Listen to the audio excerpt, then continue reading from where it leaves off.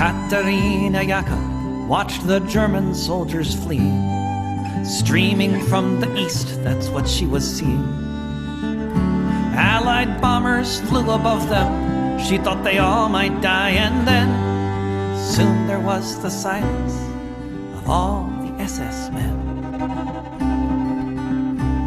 When the sun rose the next morning, it was the 1st of May, and they all sang the Internationale.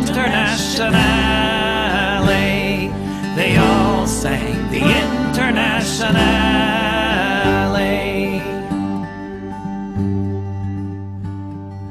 Katerina Jaka saw red flags flapping in the breeze above the Russian tanks, and she fell upon her knees. And so many different voices in so many different tongues sang the most beautiful song that could ever have been sung. In German, Lithuanian, in Polish and in Dutch, a myriad of melodies has never had been such. In Russian and in Yiddish, Italian and French, emerging from the forests beneath the trench. When the sun rose the next morning, it was the 1st of May, and they all sang the Internationale. When the sun rose the next morning, it was the 1st of May, and they all sang the Internationale. They all sang the Internationale. Völker hört die Signale auf zum letzten Gefecht. Die Internationale erkämpft das Menschenrecht. Völker hört die Signale auf zum letzten Gefecht. Die Internationale erkämpft das Menschenrecht.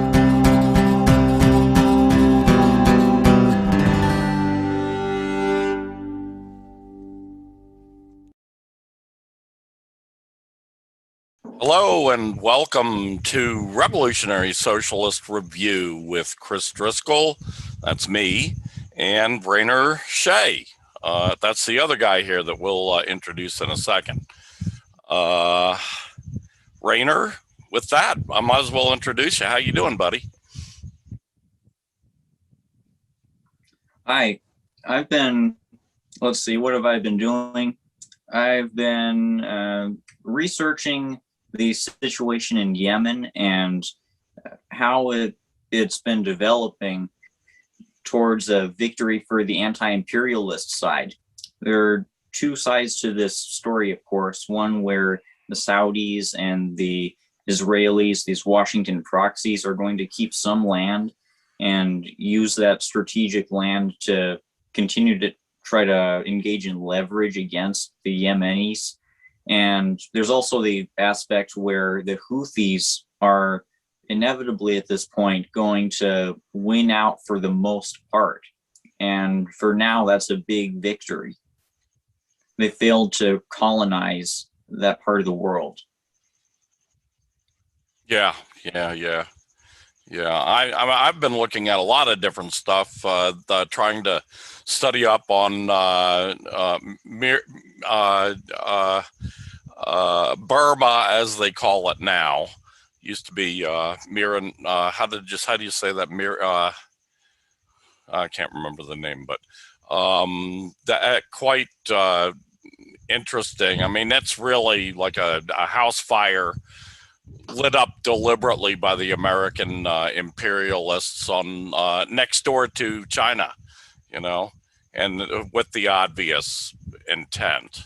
But that thing, it's become a very, very big deal in Eurasia, disrupting everything. And, you know, it's a crucial link in China's Belt and Road Initiative. So that's part of the reason the Americans are instigating all the trouble there, the military coup and so forth. Anyway, there are a lot of other things that we could start to show off with. For instance, the Chauvin trial, the murderous pig who murdered George Floyd. He's on, his trial has begun. He's got a lot of people hot under the collar for good reason. The Suez Canal situation, where I mean, a good part of the shipping of the world is being held up. I don't know if you can see it behind me, but I called on my good mittened up, bundled up buddy Sheepdog Sanders to illustrate the blockage of the Suez Canal for us here. I broke out laughing when I saw this picture. I had to show it. But, you know, just as Sanders is trying to do with our political process to fuck it up, to block the working class from moving on towards revolutionary ideas, towards revolutionary socialism, which is absolutely necessary if we're ever going to achieve anything, not to mention achieve saving the entire planet from capitalist destruction that's going on right now. And we'll be talking a lot about that tonight. Other topics that are fresh on my mind. Rainer, I sent you this book today, 2050 China Becoming a Great Modern Socialist Country by Angong Hu, Yilong Yan, Zhio, I'm not sure how you pronounce that. It looks like Zhio Tang, Xing Long Liu. This is really, it looks to be a fascinating, fabulous book that's made out of a report in China, in the PRC, as we call it, the People's Republic of China, on their plans on how to make China into a great modern nation by 2049. Actually, the title says 2050, but the real target date is 2049, which will be the 100th anniversary of the Chinese liberation from imperialism. In China, they don't call it the revolution because, of course, the revolution was going on in China, you know, for decades before that. But they call it the liberation because that was when the PRC was declared. That was the official date when China recognized that it had defeated imperialism and driven it out of China. And of course, imperialism did a devastating job on China, leaving it crippled and hardly able to pick itself up. But the Chinese people, valiant as they are, did just that. They picked themselves up, and they went from their decrepit state, where they were little more than a semi-feudal poverty, one of the most poverty-stricken third world countries, not to mention one of the largest countries in the world. And they took it from that to where it is today, where they have wiped out severe poverty in China, lifting 700 to 800 million people out of that kind of severe poverty. That constitutes about 80% of all the progress made in eliminating severe poverty, which was one of the United Nations decade goals set a decade ago. China did 80% of the work on that one, and very little work has been done anywhere else in the world because capitalism creates poverty. Anyway, this is a really fabulous book, fascinating, and you can get it for free. It's a Creative Commons book, and I will in the info underneath this video when we post it. I will post along with it a link on how you can get this book for free. To me, I mean, how much better of a deal than that? This is a book I would have paid, like $30 to read. And they're giving it for free. Also on my mind today, stuff that we won't be including in the official list, but just stuff I'm going to bring up. Jimmy Dore did a great show this last week. So look up Jimmy Dore on your favorite internet search engine, the Jimmy Dore show, D-O-R-E, Jimmy Dore. And it was titled Joe Biden, a warmongering sociopathic liar. It was quite good. And I'm going to post a link that has the show within it, but also has a commentary by the Greenville Post on this Dore show, where Dore took Biden to the woodshed, basically, which is where he belongs figuratively. Literally, I think he belongs in a docket in the Hague for crimes against humanity and for war crimes already, even though he's only been president a few months, already murdering tens and tens of thousands of innocent civilians because he was in this show for a long time. He was in the Senate. He was in the Senate for what, like 40 some odd years. He was in the White House as vice president. So Biden has been doing these war crimes and crimes against humanity for a long time. So those are just some of the things I wanted to mention, that we probably could have done a whole show just on those topics. But I already had other stuff here. So, Rainer, just before I go on, I'll let you comment on any of those things.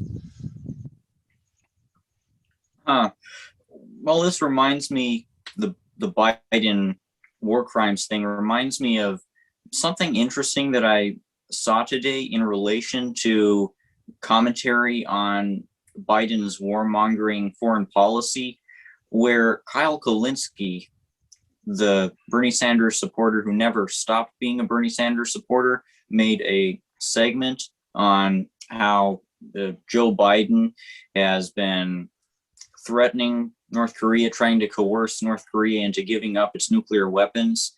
And Kyle pointed out how this is totally BS and dishonest for the U.S. to take a stance on in this way, because North Korea obviously isn't going to give up its nuclear weapons. It's in its interest not to get invaded. That's the only way it's not going to get invaded. But then Kyle Kulinski, he did something really weird and really interesting, which is reinforce the narrative that the North Korean government needs to be overthrown in some capacity. The way he phrased it was, perhaps we should stop threatening North Korea with nukes so that we can invade them culturally. That's the phrase he used. And it sounded like a missionary. He sounded like a missionary, saying that the West needs to correct the culture of this backward people, give them the correct way of thinking, all based upon the reasoning that North Korea is a brutal dictatorship where egregious human rights abuses happen, which is based entirely, this idea that Kyle Kulinski reinforced is based entirely on fabricated reports, debunked testimonies from highly paid defectors who are obviously lying. And it's such BS that he decided to reinforce the narrative in this way. He really undermined his anti-war message. Yeah. Yeah, I mean, your comment right there, it just makes me think we need to do a show just on imperialist psychoses. I mean, these people are psychotic, but and it just keeps jumping out at you how fucking and you know what? I'm a Marxist Leninist. I do not believe in the like psychological approach to politics. I don't really believe that people's psychoses is what moves politics in the world. I, like Marx and Engels and Lenin, I believe that what moves people in the world is class struggle, class warfare, class conflict. And for the for the capitalists, for capitalism, what moves them is profit. Always profit. Got to have more profit, expanding profit. Anyway, still, it just keeps jumping out at me and smacking me in the face just how fucking crazy these people are. And we'll be talking about that in some of these topics that we get into. So let's move right in. The first up on the list today is Requiem for the American Century. And I have added that this reminds me of Dirge March of the American Empire. A Requiem and a Dirge. A Requiem is kind of like a refined funeral music, and a Dirge is a more like a marching funeral music, for like martial funeral music. And that's what what this guy talks about in this article that I want to go into. And just kind of reminded me of that. The article is by I'm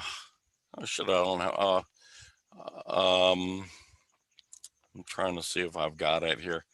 It's by Andrew Basovich. And this was, I believe this was in Consortium News, if I'm not mistaken. I'll go back and check on that. But anyway, as the longest U.S. war winds down in Afghanistan, Andrew Basovich says, vows of never again can only be taken seriously when Americans call imperialism by its name. And in this article, Basovich, he takes on a lot of stuff that it really all leads to the conclusion that you, Rainer, and I, and Bob, our good friend who used to be on the show, that we've concluded that and of course,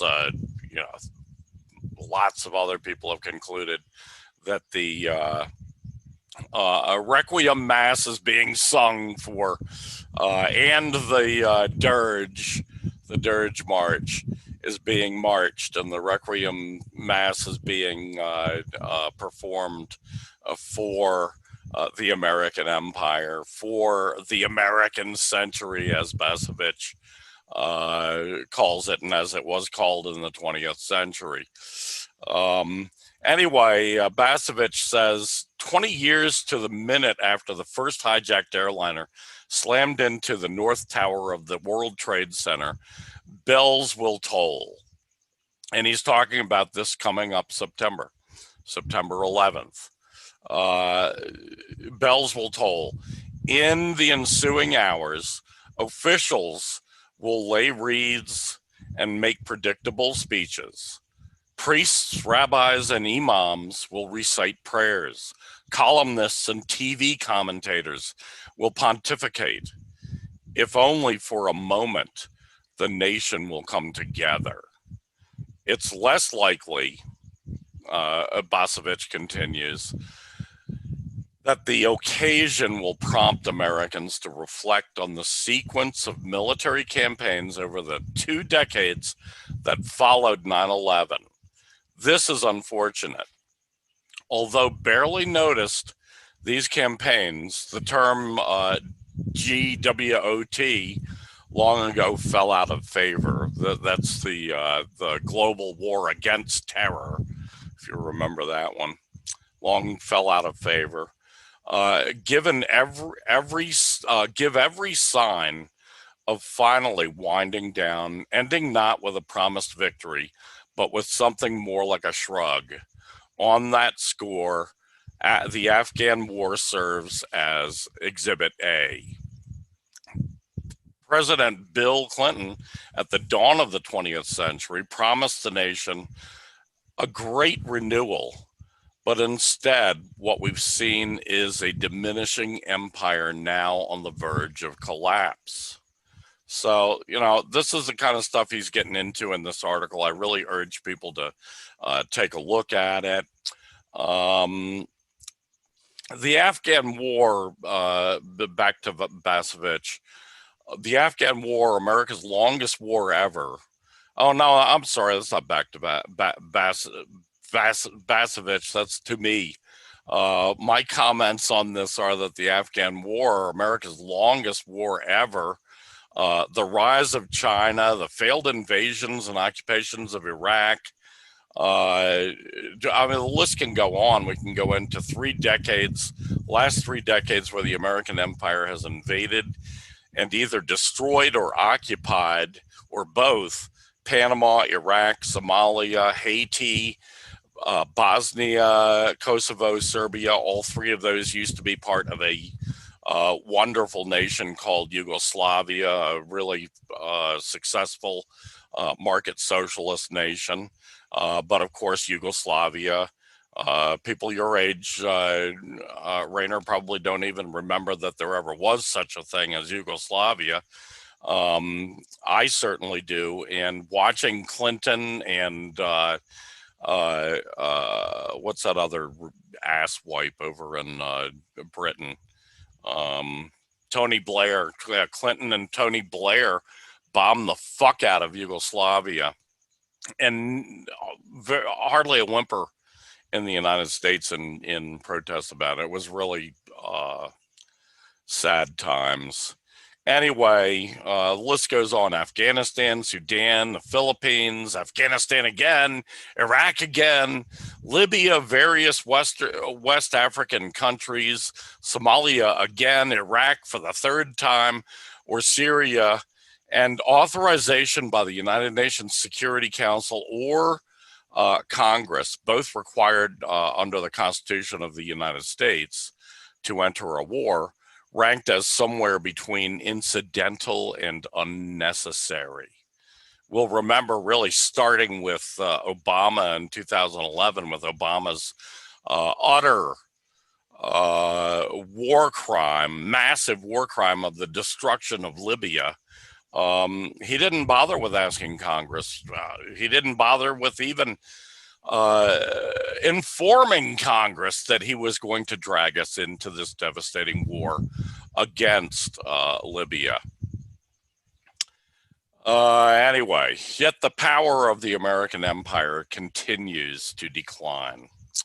So, yeah, I'll include the link below for people who want to read this article, but it's really, I think, just one more proof, I think, or one more nail in the coffin of the American empire, which is on its way out, thankfully. But unfortunately, as we've mentioned many times, it is trying to do as much devastation in the world as it can. Rainer? You mentioned the phrase "never again." It sounds like in regards to 9/11.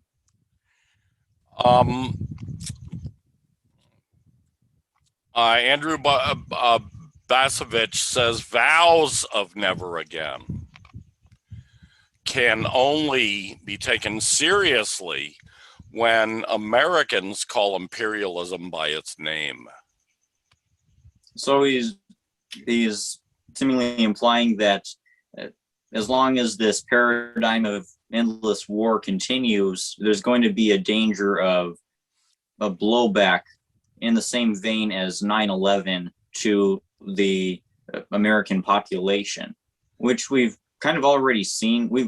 We have already seen it in this last year with COVID-19, which I believe has afflicted the United States more than any other country, with well over 500,000 Americans dead from COVID-19, far more than any other nation, other country, because the United States has positioned itself as the core of global imperialism.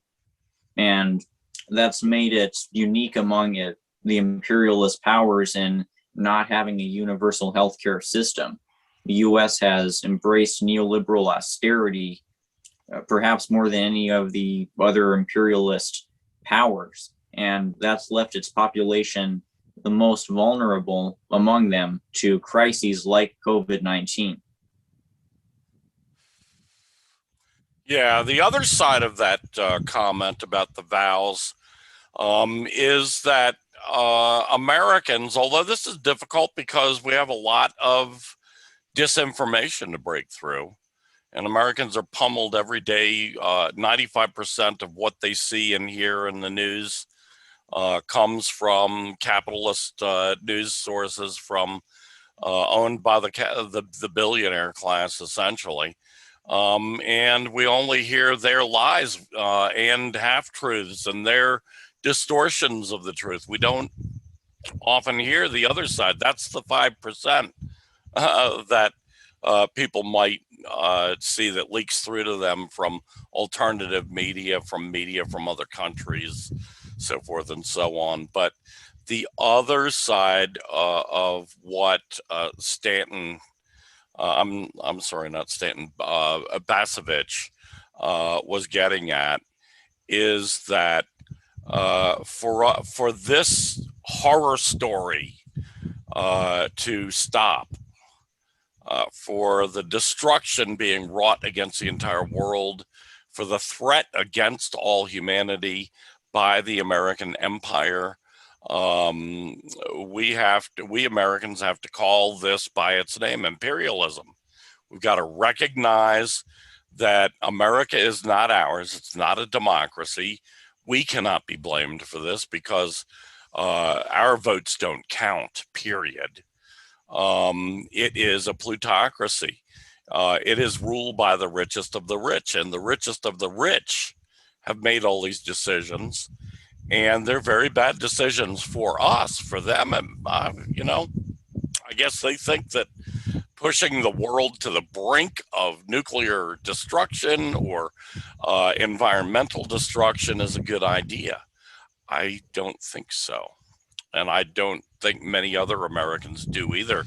If Americans were allowed to really see the truth, to see the real evidence, to overcome the fake news that we are clobbered with on a day-to-day basis.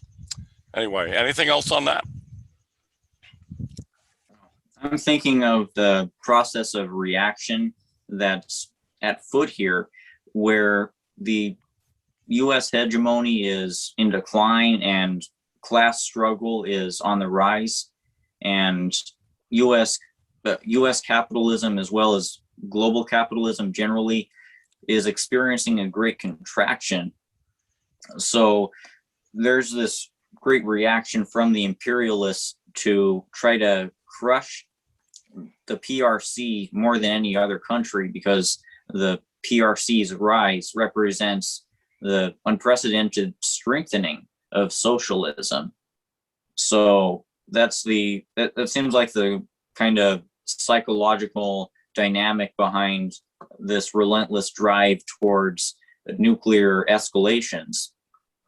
The capitalist world is essentially, when you're honest about it, it's in decline, and the dynamics of class struggle are intensifying as China rises. So the US capitalists are doubling down on their militaristic ideology. I think that this is ultimately futile, though.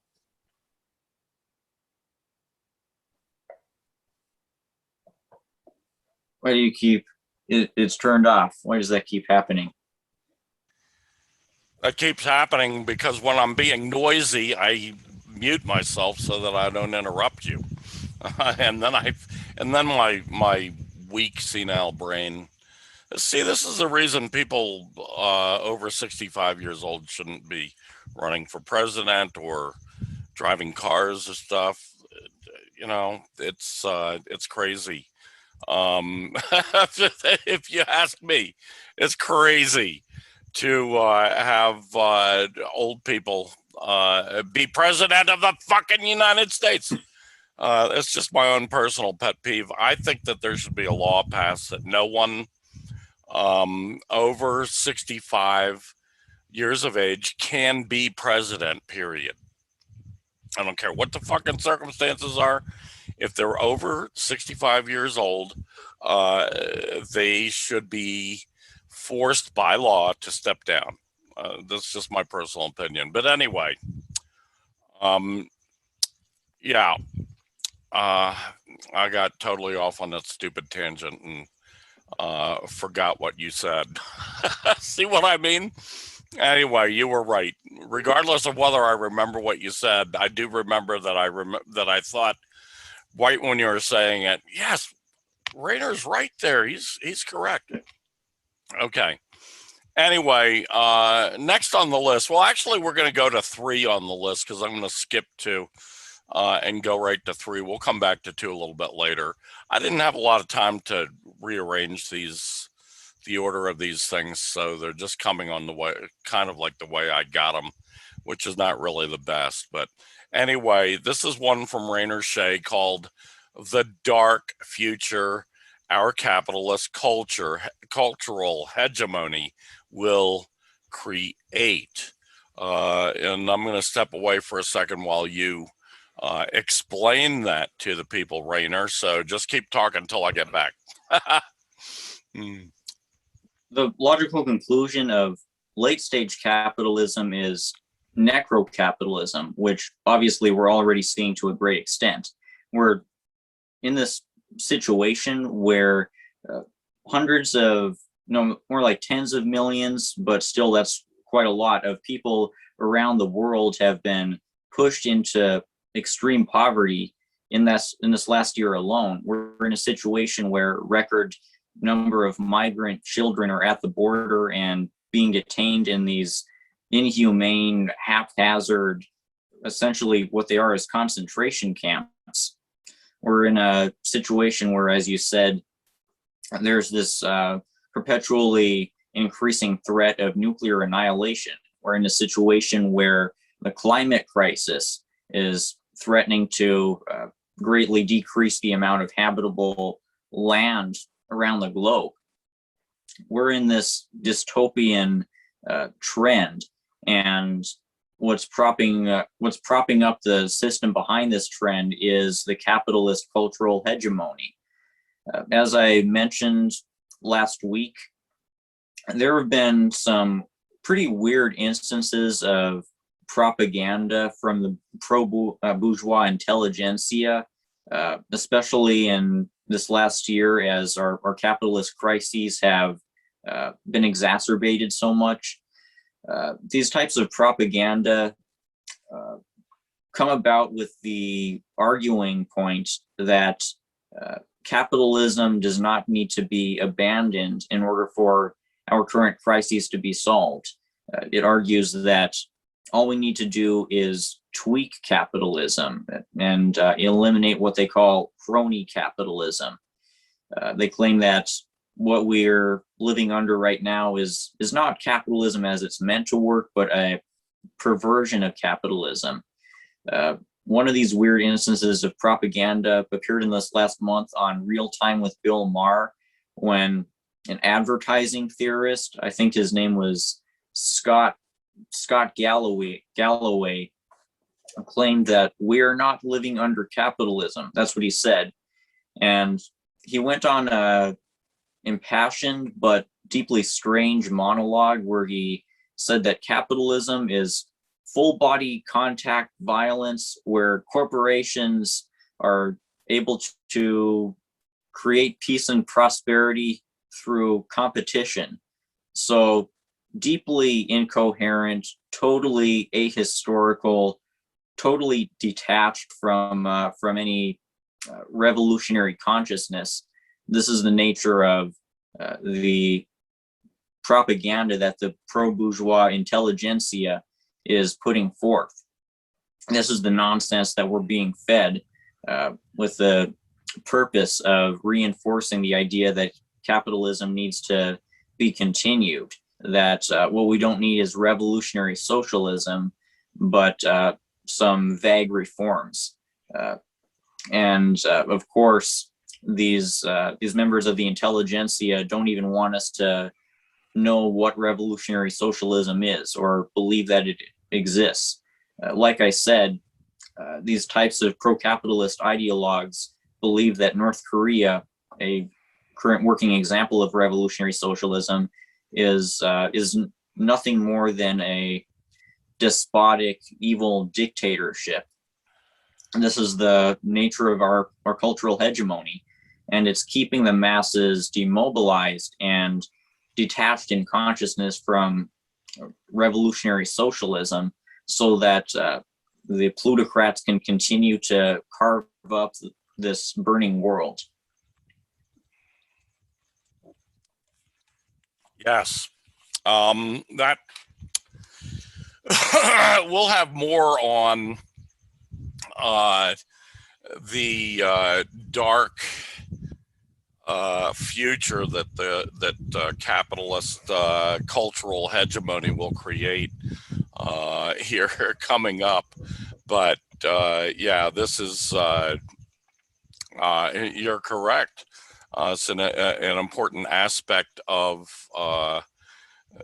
the total overall war on the global working class, and war on every socialist country in the world. This is what we're seeing. Okay, next on the list, moving right along, the rise of capitalism and the productivity of labor. Now this it comes from my favorite Marxist economist, a guy named Michael Roberts. Michael Roberts, he has a website called The Next Recession, and I'll provide links and all that for this whole thing. But he wrote an article that it stood out to me. It's based a little bit more, I don't know what word we would use, a little bit more esoteric, let's say, on the finer points of Marxism. But I think he really made some great points connecting it all to what's going on in the world today. Roberts says, I'm going to just give you a taste of this, and then we'll send you along, hopefully, to this article, and you'll take a look at it. But Roberts says, in my view, there are two great scientific discoveries made by Marx and Engels: the materialist conception of history and the law of value under capitalism. In particular, the existence of surplus value in capitalist accumulation. Now, for people who are not real familiar with Marxist concepts and with economic concepts, this probably sounds a little arcane, but you get the terminology down, and it becomes less so. He goes on to say the materialist conception of history, which I'll explain a little further. Marx and Engels developed a method of analysis, a method of thinking, a philosophical methodology, I guess some people would call it, a method for analyzing the world around us. And it's a very special method because it is the most effective analytical method ever created by humankind, in my opinion. Anyway, that's what the materialist conception of history, historical materialism, most people call it. And its cousin is called dialectical materialism, which deals really with, not just with social issues, but with all the universe. Anyway, he goes on to say the materialist conception of history asserts that the material conditions of a society's mode of production and the social classes that emerge in that mode of production ultimately determine a society's relations and ideology. As Marx said in the preface to his 1859 book, A Contribution to the Critique of Political Economy, the mode of production of material life conditions the general process of social, political, and intellectual life. It is not the consciousness of man that determines their existence, but their social existence that determines their consciousness. And that might be a little bit too difficult for some people that aren't used to this kind of very highly academic kind of language. But essentially what they're saying is that, what goes on in your brain, what goes on in your mind, as we call it, euphemistically, it is connected very, very intimately and inexorably to the actual physical world around you, and to the social relations within that physical world that we are most connected with. In other words, human society, human culture, so forth, human economy, economics, basically your means of making a livelihood determine a whole hell of a lot about the way you think, your consciousness. More broadly speaking, your consciousness is determined by all of those material conditions that you live in. And in particular, Marx says the mode of production of material life conditions in the general process of social, political, and intellectual life. What he's talking about there, the mode of production, basically, he's talking about the way we create things, but this all includes not just the physical aspects of that, like the factories and the trucks that bring supplies to factories, and the mines that dig the materials that are made to create the supplies that are brought to the factories to make other bigger stuff. All of that physical side of it, but there's also a social side of it, and that is the interactions between people. And what kind of social interactions, what kind of political interactions must take place to carry out production. That's also a part of what Marx calls the mode of production. So it's a little bit broader than just the idea of how we produce things in a physical sense. And we go to the factory, we turn on a machine, we take this part and put it in the machine, and then the machine comes down and stamps it, and we pass it along to the next guy, and he takes it and does something else. The mode of production includes all of those social aspects as well of how we produce our material life.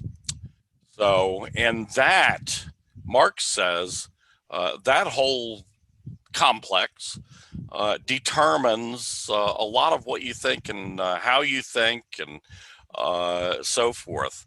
It's a very interesting aspect of Marxism. And then Michael Roberts goes on to say that general view has been vindicated many times in studies of the economic and political history of human organization. That is particularly the case in explaining the rise of capitalism to become the dominant mode of production. Now, there is a new study that adds yet more support for the materialist conception of history. 3 scholars at Berkeley and Columbia universities have published a paper called "When Did Growth Begin? New Estimates of Productivity Growth in England from 1250 to 1870." And I'll also provide a link for this, for that particular article. It sounds like a fascinating article. I've already downloaded it and put it on my list to read. Anyway, Michael Roberts goes on to say they attempt to measure when productivity growth, output per worker, or worker hours really took off in England, one of the first countries where the capitalist mode of production became dominant.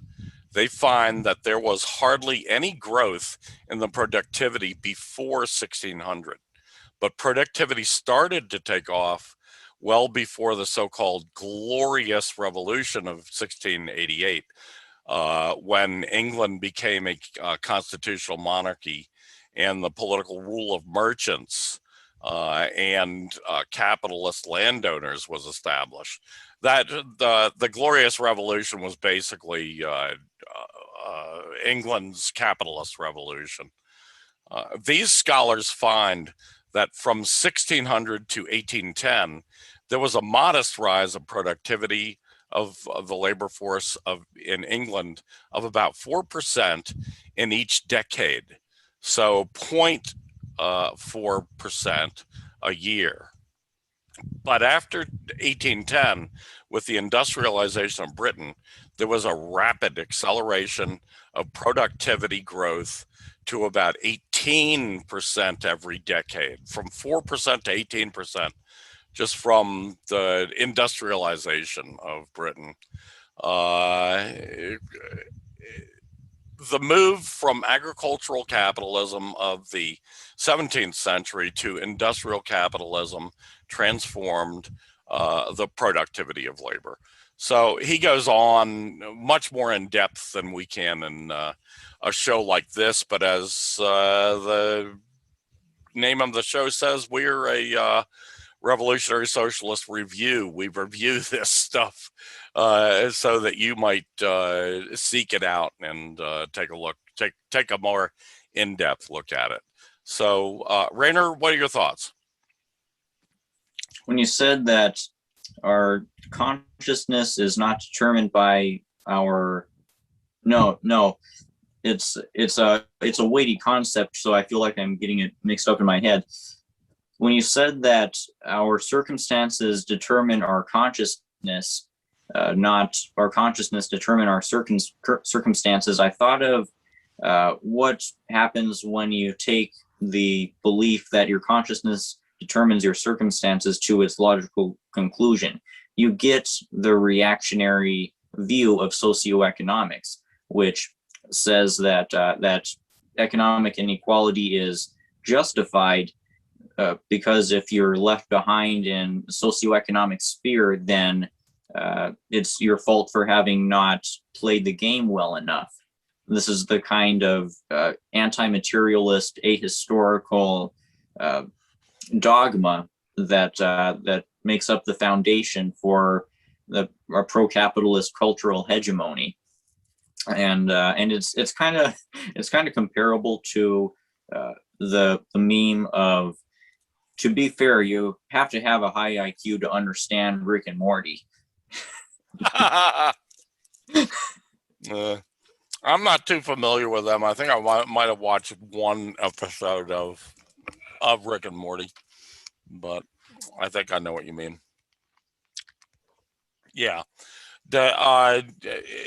this is I mean, there are entire books and books and books that explain much further than I could right now, with these short quotes, what the mode of production really is and how crucial the mode of production is. In other words, the social interrelationships involved with industrial, well, not just industrial, with any production, with production of goods and services, with capitalism, in other words, that determines our consciousness.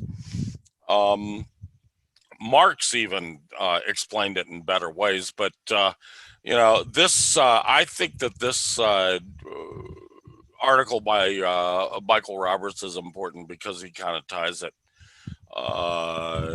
together with a better understanding of how and why capitalism became as successful as it did. And it's important to understand, and when the change started happening.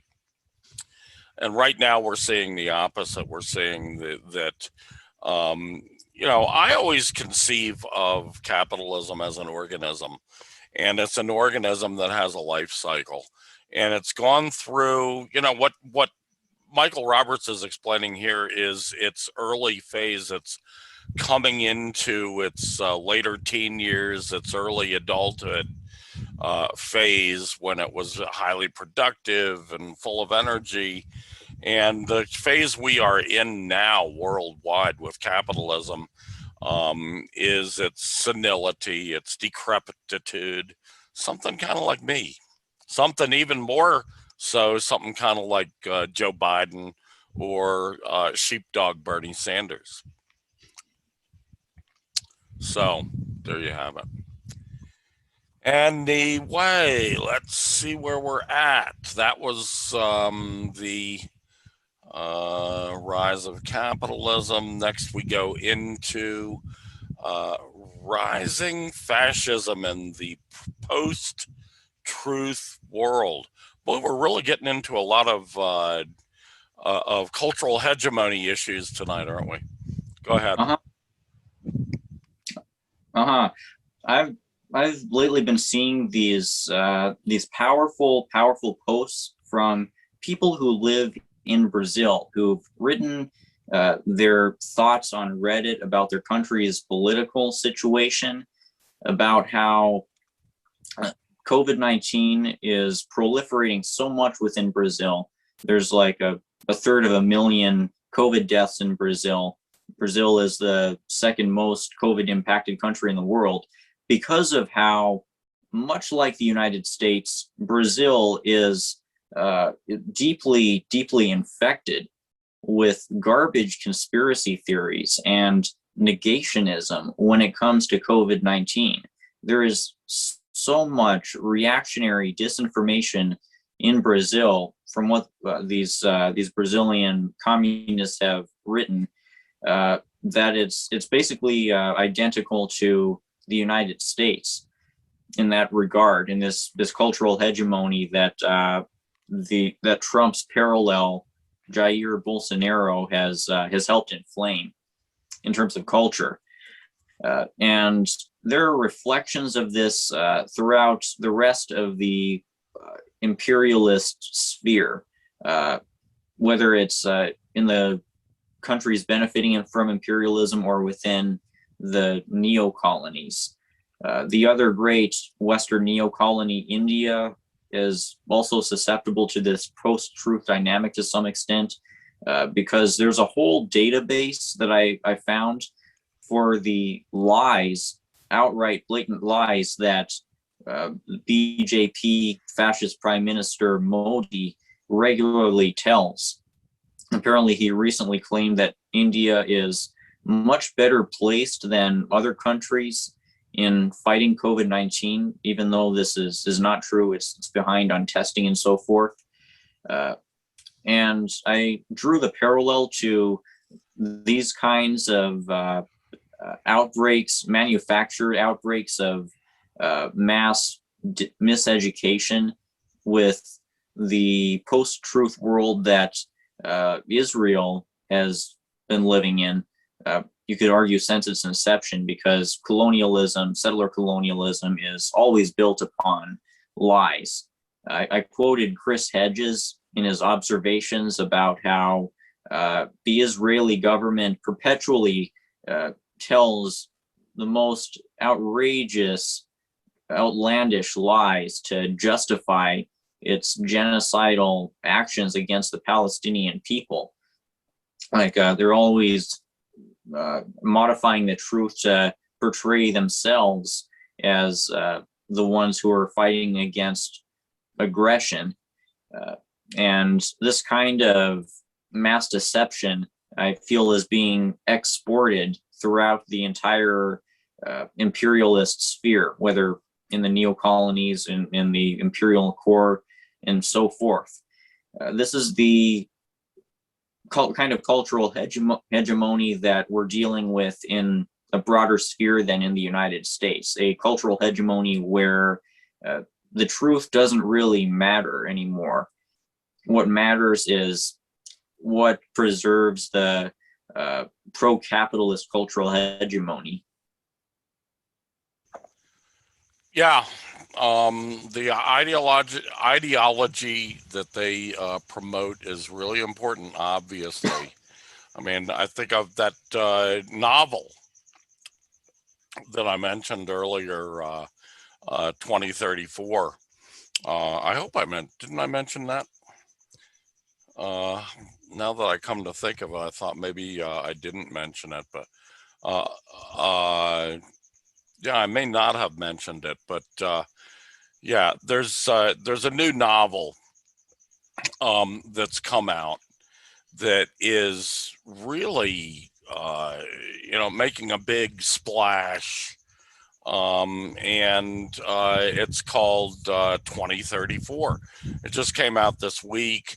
It's by two Pentagon nuclear war planners, and the whole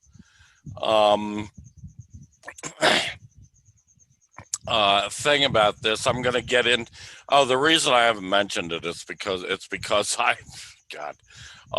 in a topic number 8, which is coming up. But anyway, what you're talking about reminds me of this novel where, you don't see the point was made in the various reviews of this novel. It's created by two Pentagon planners of nuclear war, basically the insanity that the Pentagon comes up with, promoting the idea that nuclear war could be a win for the United States, that first strike is very important. I mean, we all know that nuclear war would be the end of humankind, and the end of probably of most higher life forms on Earth. And that's what this novel's really promoting. It's promoting mass genocide of the entire human species. And that's the kind of propaganda that the capitalist ruling class is pushing these days. That's their, that's what we're getting out of Hollywood. The guy makes the point, this will obviously become a big time movie, with big splash. But right now, this week, it's just come out as the book, and he and the guy who wrote this article that I'm referring to, and the World Socialist website, which also did a really fabulous review of the book, both point out, the lunacy of this thinking, and they point out the fact that right now we are not seeing in capitalist media of any type, we're not seeing any criticism of these insane ideas. That's the worrisome aspect of it. So anyway, next on the list, let me see, where were we? That was rising fascism in the post-truth world, right? So the next point number 5, is U.S. imperial decline accelerates as Saudis drift towards defeat. Also by Rainer Shea. Rainer Shea is taking over the show tonight. Go ahead, Rainer. I've gotten my information on this from Mint Press News, from which I cite a few articles. You can look over my article to see the sources I'm talking about. But to my surprise, the U.S. imperialists and their proxies, the Israelis and the Saudis, have, for the most part, failed to colonize Yemen. They will retain control over some strategic parts of Yemen, such as the coast. And I think Israel has been trying to colonize some islands in Yemen. But for the most part, the Houthi rebels are going to prevail. It's become clear, apparently, especially in recent months, that the Houthis are going to come out on top in this conflict. So the Biden administration has tried to pivot in a way that it won't look like they've suffered a humiliating defeat. Part of this has been Biden's backtracking, undoing Trump's designation of the Houthis as a terrorist organization. And now the Saudis are offering the Houthis a supposed peace deal, even though the Saudis continue to speed up their bombing campaign. So there's this process of quiet retreat from Yemen, and it's going to result in a defeat for the imperialists in that region, which parallels the defeat the imperialists experienced in Bolivia last year, where, again, there was a population of indigenous people who were so determined to defend their homeland from imperialists carving it up that the illegitimately installed coup regime in Bolivia was forced to hold new elections under threat of eventually being overthrown. And naturally, the Movement for Socialism party was swiftly reinstalled within the country. The imperialists, as Mao said, will never become Buddhas, will never lay down their butcher knives. They will never stop trying to retake the territory that they've lost. But the trend in this last year with the imperialist loss of Bolivia and now Yemen is one of the imperialists losing ground. And I think that the ultimate eventual outcome of this is a scenario where the imperialists are so isolated that they'll lack the ability to expand their capitalist markets enough for their economic system to internally function. And at that point, all bets are off as to what the coming political system will look like within the core imperialist countries. Yes, and that's precisely why we say that the fall of the empire and the defeat of the global capitalist imperialist system is inevitable.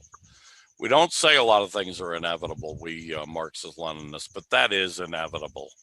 It is coming, and all the signs point towards it. What's not inevitable is that we will be smart enough as a class, as the working class globally, to come up with something better. Hopefully we will. I think that that something better is socialism, a socialist workers' state, and hopefully a worldwide federation of socialist workers' states. But we shall see. If we do create that, we will save the world. If not, we are headed, well, Rosa Luxemburg more than 100 years ago famously said, before she was murdered by social democrats, she famously said, socialism or barbarism. That's our two choices. And had she lived a couple more years, had she not been murdered by the social democratic state government in the state of Germany, in the state within Germany where she lived. She would have seen the rise of fascism, and she would have had a better name than barbarism for what she was talking about, fascism. But barbarism includes more than that. It includes the kind of dystopian collapse into the end of our species that is a very clear possibility that we really must get our shit together to avoid. So next on the list, let's see here. Geez, I don't know where the hell my mind is today. We just did overcoming our fears of the fight to come, right? Oh, we have not actually. Oh, And okay. So that's the next. I'm sorry. Go ahead. That's it. This is, Overcoming our fears. This is not an article, but an excerpt from the novel that I'm writing called Comrade Desmore. In this moment, my characters are sparring. They're training for some hypothetical combat scenarios that they might find themselves in. This is very surface level. These are teenagers sparring, and this is set during the Trump era, summer of 2019 specifically, when there were all these horrific news stories coming out about how the migrant children were being horrifically mistreated, and there were all these additional humanitarian crises unfolding around the world that the main character, in this instance at least, Jack, is observing, where the indigenous people in Brazil are getting targeted by colonizers, where the Muslims in Kashmir are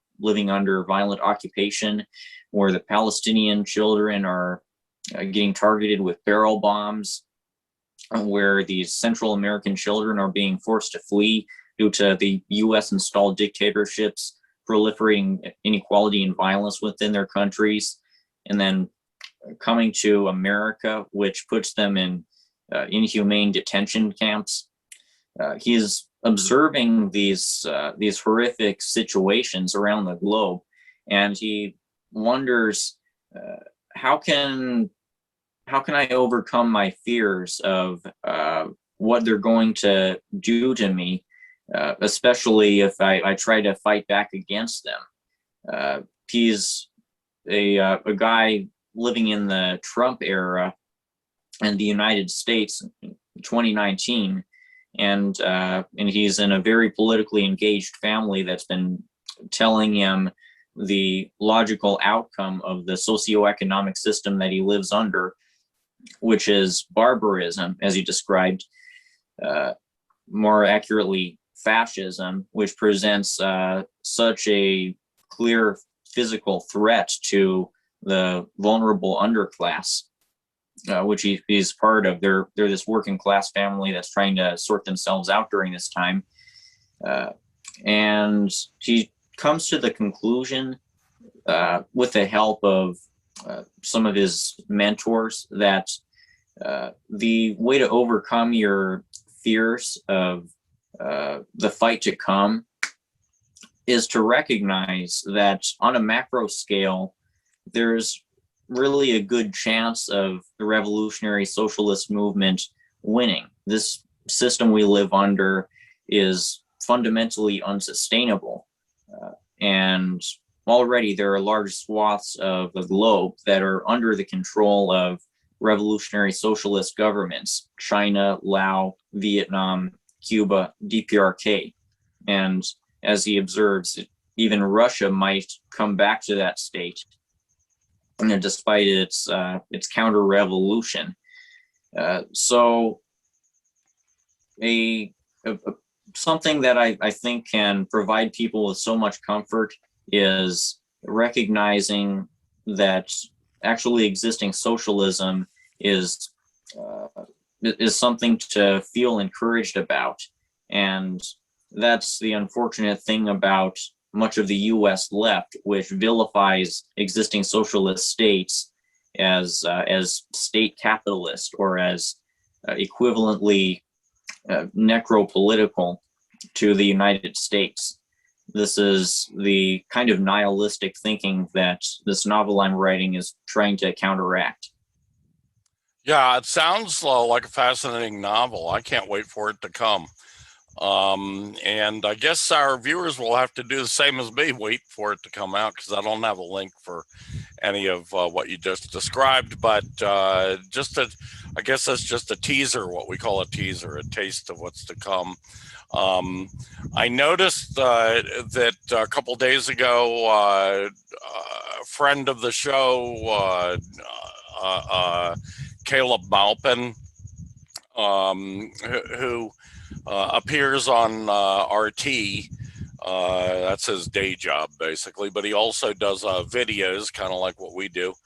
And I noticed that he did a video on that subject of state capitalism, the whole idea of state capitalism, and debunked it, basically, which is good, needs to be debunked. And talking about the actually existing socialist countries in this world today. And as you say, I think it's terribly important to talk about this, because there's been so much disinformation. Have there ever been leaders who made mistakes, or even bad leaders of socialist countries? Yes, of course. Just like, I mean, we can name hundreds of bad leaders of capitalist countries who've done mass genocide, murder on a massive millions of people. Terrible, terrible things that capitalist leaders have done. So yes, there is, there has been in the life in the last century in which there have been successful socialist revolutions leading to socialist worker states. There have been cases where leaderships failed us, failed we, the working class. However, if you take a reasonable look at all the existing socialist states in the world today, the progress they have made is nothing less than phenomenal. Certainly outstrips any progress ever made by any capitalist country in existence in history. And of course, most Americans never hear that truth. Most Americans are never exposed to the fact that these countries, the working class, leads much better lives than they did before. And in a lot of ways, they lead much better lives than we do.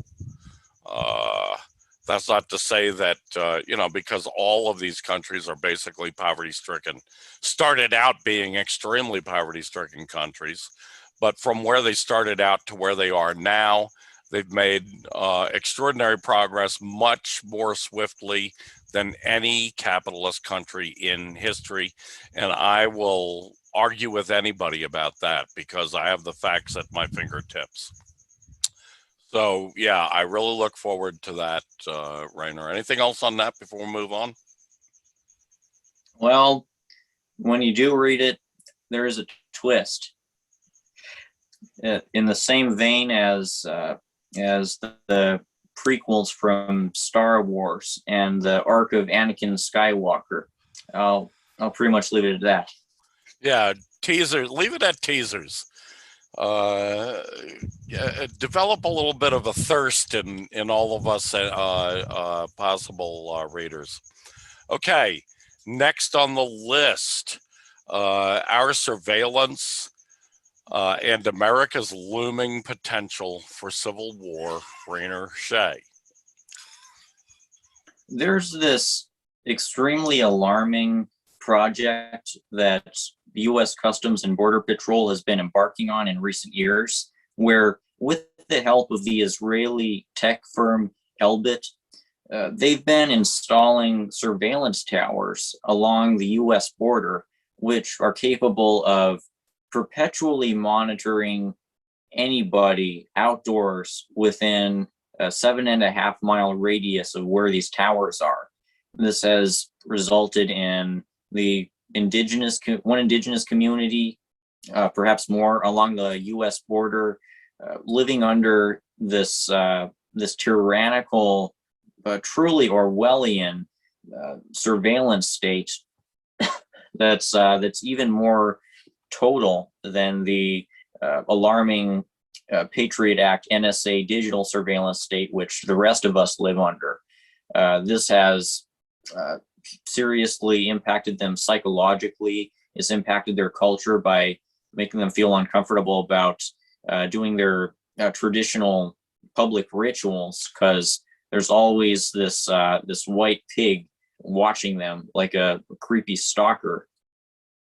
And this is a pretty horrifying development that's furthered the apartheid conditions of this indigenous community, as well as created a situation for the indigenous migrants coming up from south of the border, which deliberately parallels the surveillance situation that the Palestinians in Israel live under. But this, I think, signifies a hint of the reaction that the U.S. capitalist state is carrying out in response to the threat of destabilization that is rising in the country right now. I think that in the coming decades, these kinds of drastic, extreme surveillance devices are going to be employed throughout much of the country to try to preemptively stop a potential civil war. Because the way that the socialist states you've talked about were established has been through pretty consistently some kind of people's war scenario where the revolutionary vanguard has sprung into action and helped facilitate the defense of the revolutionary socialist movement from the capitalist state's violence. They've been able to evade capture and ultimately overpower the capitalist state. And so the capitalist state is resorting to these high-tech dystopian measures of repression and mass surveillance with the hope of preemptively stopping a revolution in this country. This is the long-term goal of extreme surveillance measures like these. It's to stop the revolution before it can even start. And this is something we'll need to consider. We're going to need to consider how to bypass these kinds of surveillance technologies, whether they're satellite or digital or the surveillance towers that Elbit is building, and that they very explicitly intend to expand both to the northern border of the U.S. and to the country's ports.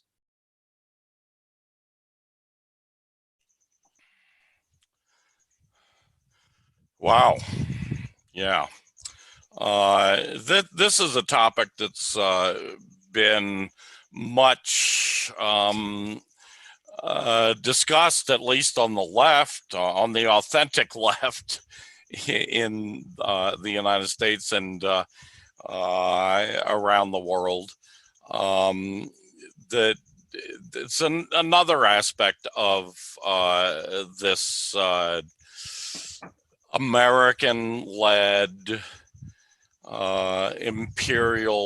global imperial system that is quite frightening. It's absolutely, definitely a fascist side of this, and it's something that we need to become much more aware of. I just got myself a book on this topic, the mass surveillance, and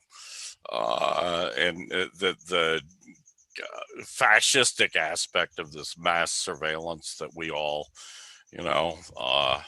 I just watched a video today by Edward Snowden, where he was warning people about why iPhones and Apple products are so much more highly susceptible to cyber attack. And I was just thinking once again, God, what an extraordinary human being Edward Snowden is, and how lucky the entire world is that he made such a great sacrifice in doing the huge global public service that he did in exposing the American empire's mass surveillance and the mass surveillance of the American empire, along with all its closest imperial allies. Anyway, let's see. Anything else on mass surveillance before we move on? No. Okay, the next topic. This is the one that I was looking for, that I was searching in my brain for. We hadn't done it yet.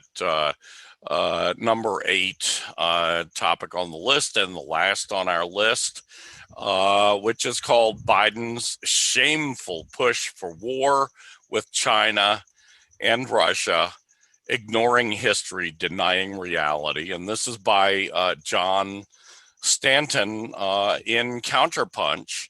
Counterpunch, I've been kind of disappointed with recently. They don't really have a lot that I like. And they have a lot of people who I don't see how you could possibly, just reactionary people is what I call them. But in any case, John Stanton did a really good job on this. Anyway,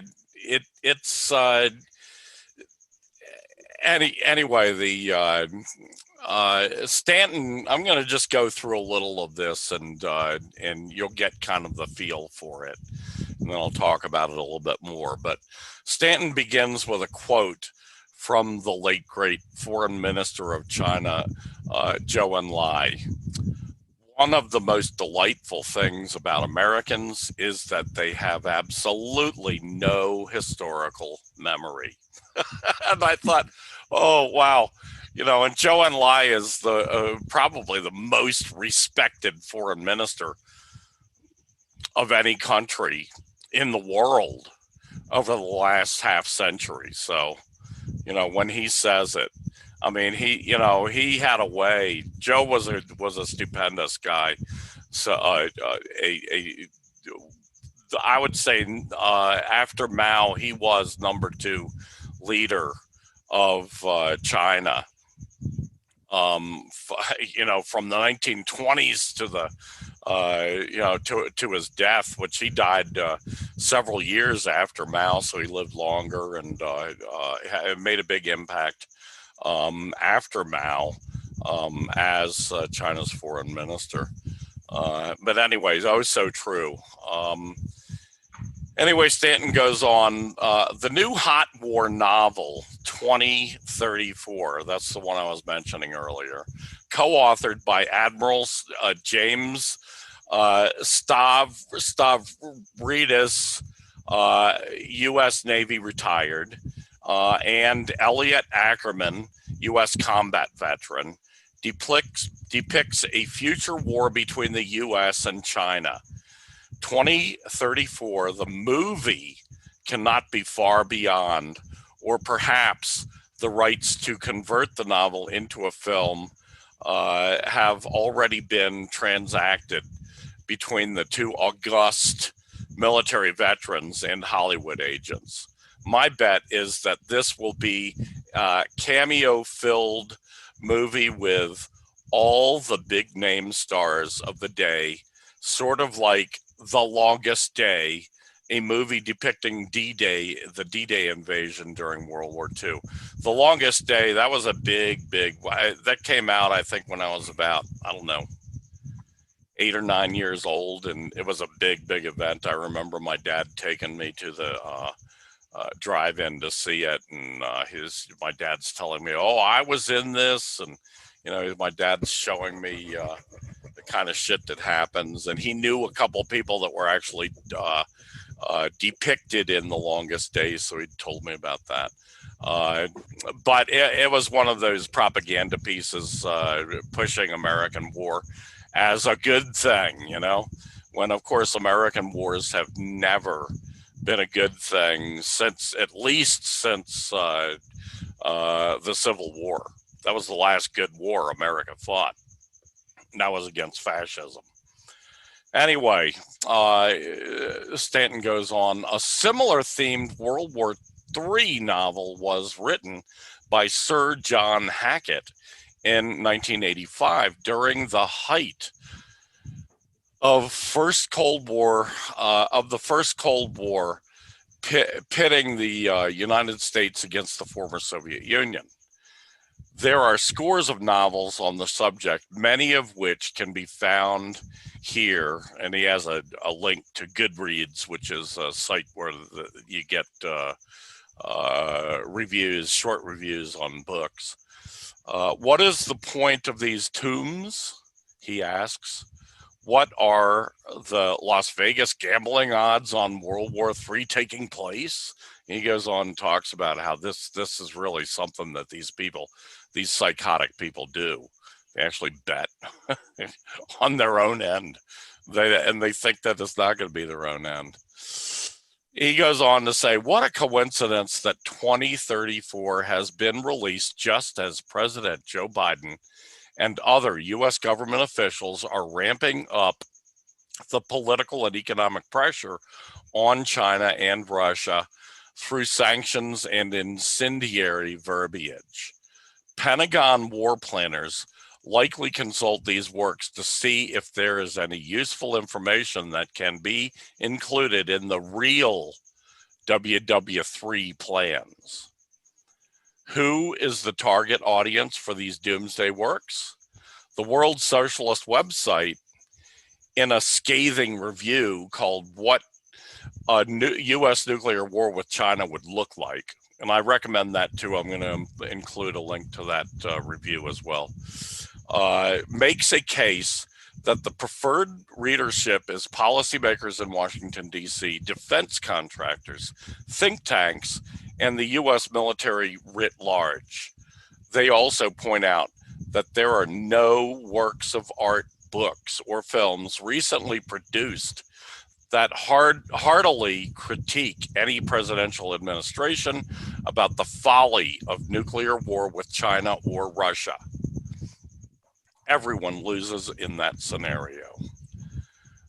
Now, just a few comments on the WSWS review of 2034. It talks about the real devastation of a nuclear war and also comments on the unrealistic novel, which anticipates no class struggle response. The review says, amid all this, there is no domestic social response. The end of World War I toppled the Russian, Austrian, Ottoman, and German empires in a massive revolutionary upheaval. The end of the Second World War completely redrew the map of Europe. But in Stavridis's account, the population somehow remains complacent throughout a third war, while millions are slaughtered. This has nothing to do with the real world, dominated by class polarization and conflict. War will be accompanied by massive state repression. The pretext for a domestic crackdown and the need to divert intense internal social conflicts outward are, in fact, among the major unstated reasons why ruling classes are embarking upon military confrontations that can end in the acts of mass murder depicted in 2034.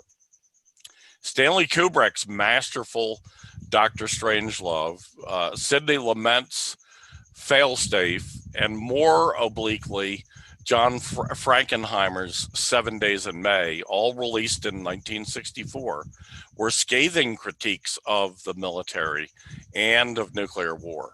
No such critical works are being written and produced today, and ground has been ceded to Stavridis. Stavridis's sanitized depiction of nuclear war from the standpoint of a practitioner. 2034 is a wake-up call. The U.S. military is actively planning and discussing a nuclear war based on the false claim that such wars can be managed and contained. No, they cannot. Nuclear war threatens the annihilation of humanity. These well-advanced war plans must be stopped, and stopped before it is too late. You know, I mean, I don't always agree with the Healyites, the Trotskyites at World Socialist website, but this was a powerful. And I got to say, most of their movie reviews are pretty damn good. This was a powerful movie review, so go look at it. Also, go look at the article that I'll link here, called Biden's Shameful Push for War with China and Russia, Ignoring History, by John Stanton from Counterpunch. Rainer? If the target audience of this totally ahistorical, it sounds like essentially nonsensical book is defense contractors, think tank members, the very most powerful members of the US imperialist hierarchy, then it sounds like the US ruling class is handicapping itself in terms of intelligence. Like if they seriously, unironically expect that if a nuclear war were to happen, if a major war were to happen, even with a country with like Iran, Venezuela, something like that, which seems to be what they are in the process of convincing themselves to believe. And they think that this will not happen at the cost of greatly intensified class struggle and a loss in US geopolitical hegemony, as was the case for all those other past empires who suffered great losses and fell after significant wars. If they think this will be the case, then they're going into the 21st century, the rest of the century, unprepared for the factors that could be their undoing. They're not giving themselves the tools and knowledge to anticipate what the proletarian movement could do. They're not anticipating the destabilizing geopolitical factors that could be at play.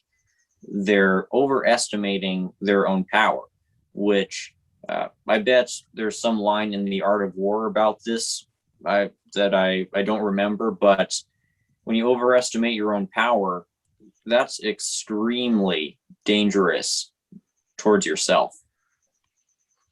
Yeah, well put. Well put. This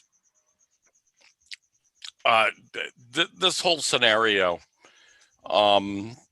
it's insane. And yeah, I think you've got to take that with that statement from the WSWS with a grain of salt, and from John Stanton, of course, about the target audience. I mean, obviously the target audience was much bigger than that. The target audience is the world right. Public, you know. But in another more narrow sense, these people are talking to their own, you know, like people will always do. And who are their own? They're other war planners. They're people in the Pentagon and the State Department and the CIA, the spooks and the warmongers. And these people today are much, much different than the same type of people were back in 1964 when those other movies that were mentioned came out about nuclear war. The people in Washington, D.C. back then, they were liberals, basically. Liberals ran everything in Washington back then. But even liberals are different today than they were back then. But the people back then, they at least understood nobody wins a nuclear war. Everybody loses and we will probably all die. They all understood that. These people today, they don't seem to understand that. Well, maybe they understand that they have bunkers that they'll hide in and they think that that's going to save them. I don't know. How will they live in a world that'll be poisoned for the next several hundred years? It's beyond me. But these people today, the people that they were talking about, the target audience, the policymakers in Washington, the war makers in Washington, the war planners, the Pentagon people, the CIA people, the State Department people. They are a whole different breed. They are fucking insane. And that's what I meant early on tonight when I talked about it keeps climbing up and smacking you upside the head how fucking insane these people are. We have got to put a stop to these people. We've got to remove them from power. In many cases, in my opinion, because they are war criminals, we need to remove them from life. Of course, with a fair trial first, and give them a fair trial. But after that, these people need to be removed from life. They need to be executed, in my humble opinion. I know a lot of people don't like that idea, but there's lots of reasons to start thinking in those terms. We're in a fucking war here. And the war is between these insane fucks who would wipe out humanity. It's hard to understand how they even think that's beneficial to them, except that they're deluding themselves into thinking that, like this guy Stanton was talking about, that a nuclear war could be contained. No, that would be impossible. There is no scenario in which a nuclear exchange between Russia and America or between China and America could be contained to just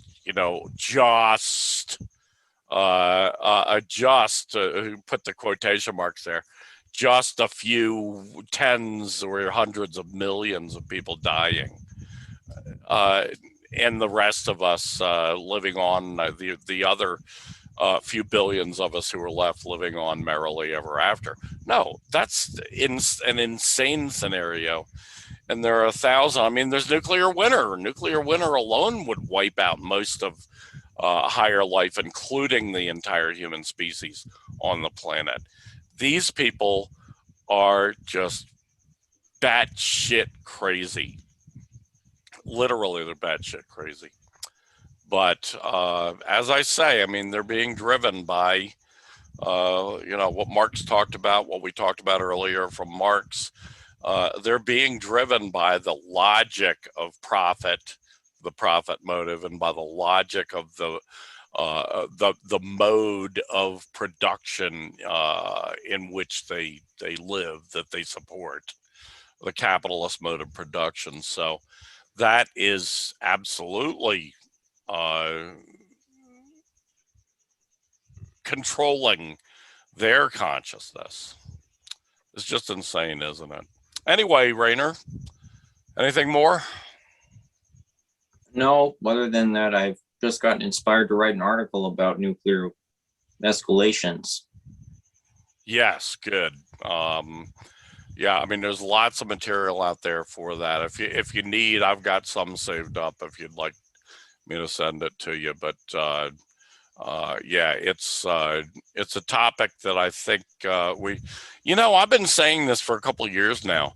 The Bulletin of Atomic Scientists, which has had this clock that they set, how many minutes or seconds or hours till doomsday. It's called the doomsday clock. They've had that around since 1962. And in the last 2 years, the doomsday clock has been set at 100 seconds. That is the worst it's ever been, worse than it was during the so-called Cuban Missile Crisis, worse than it's been at any time in history, and especially even during the Cold War. 100 seconds till doomsday. We are dangerously, and I've been shouting this from the hilltops for at least the last 3 years. I don't know if anyone's listening to me. I hope so. But you're worried about global warming. Let's start getting a little bit closer to home. Let's start worrying about the entire human species being extinguished tomorrow by these insane fucks. Okay. Anyway, that's it for us tonight. Good show, Rainer. I apologize for my few senior moments, senile moments, or lapses of memory. Thank the gods I have Rainer here to set me straight when I do that. And Rainer, thank you so much, as always, for all your enormous contributions to this show. Thank you to the viewing and listening audience. Stay tuned next week when we'll be back with another episode of Revolutionary Socialist Review. And with that, I bid you adieu.